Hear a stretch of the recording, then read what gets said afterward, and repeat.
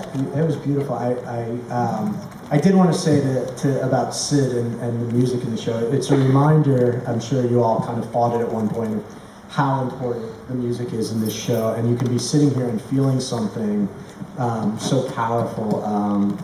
It made me think that I recognized when I had met the most talented musical person in my life when I was 17 years old. And you were roommates, is that true? Yeah, we were. And that's amazing. He really is the world's best guy. You can see how complex the music is when you're watching it here. He makes it handmade in his house. Wow. And he really does. The drum beats are him banging on tables, and it really is. And we don't have a big budget for that. And no, but I'm very proud of him and very grateful. And if you want to make something that moves people, you don't have to be that great. My phone's ringing. You don't have to be that great. You just need to hire really great actors and hire Sid. And, so it's just that easy. So it's just. It sure helps. So I hope he gets recognition, and Mandy and Taylor and Sid's beautiful song does as well, because it's very special and it's such a key part of the show that often goes unnoticed. So. I love that. Yeah. Thank you.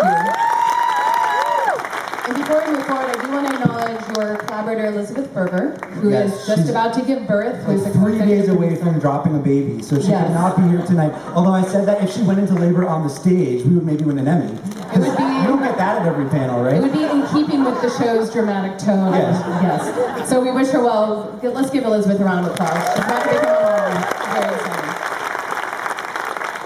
So Dan, I wanted to ask you, I was reading up on some of your recent interviews, and I was captured by something that you told the LA Times last fall, which was all of the writers on this show are heavily and deeply formed by tragedy.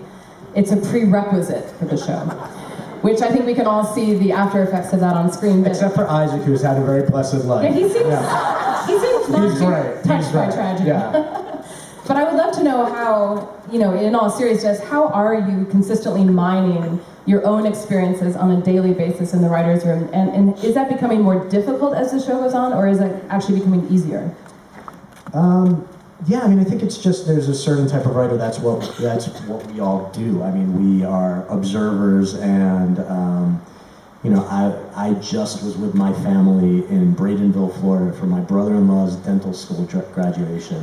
And you watch people and you watch dynamics, and we're trying to capture real life. Are you taking notes the whole time? No, but mental notes. Okay. And, I was watching, he was graduating from dental school, and Kate, my wife's mother, was crying the entire long ceremony where 800 pharmacists and dentists were getting their dental license, and she was weeping, and I was watching both the comedy of that and the sweetness of it, and we talked about it as it might eventually. Just today, Isaac and I and a group of the writers were talking about how that might relate to a moment in our show that is surprising, and so that's where we get it all from as writers collectively.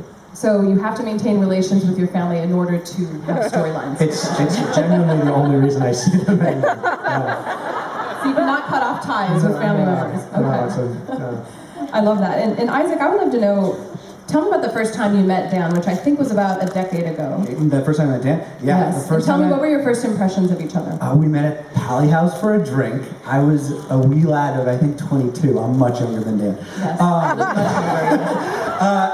And we were talking about, he read the first movie that I ever wrote, and he really liked it, and he said, I want to be a part of the next thing you guys do. So we developed a movie together that went nowhere for about a year, and then he hired Elizabeth and I on his ABC sitcom, The Neighbors, and we've sort of had something together ever since.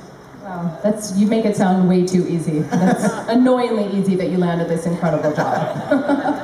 And what have you learned from Dan about storytelling? Oh man, this is my favorite time ever. This is my favorite time ever. Well, Dan, you told me you didn't want to talk about yourself, so No, I'm going to make him talk. It's great. No, I think what's so great about Dan's writing is he always grounds it in honesty. Even, on that ABC show, The Neighbors, which was about a group of aliens, it was based on an apartment complex his mom lived in. There's always an element of truth and humanity to everything, and so no matter how big or far-fetched the idea, I think people are able to connect with it, and I think that's certainly the case on this show.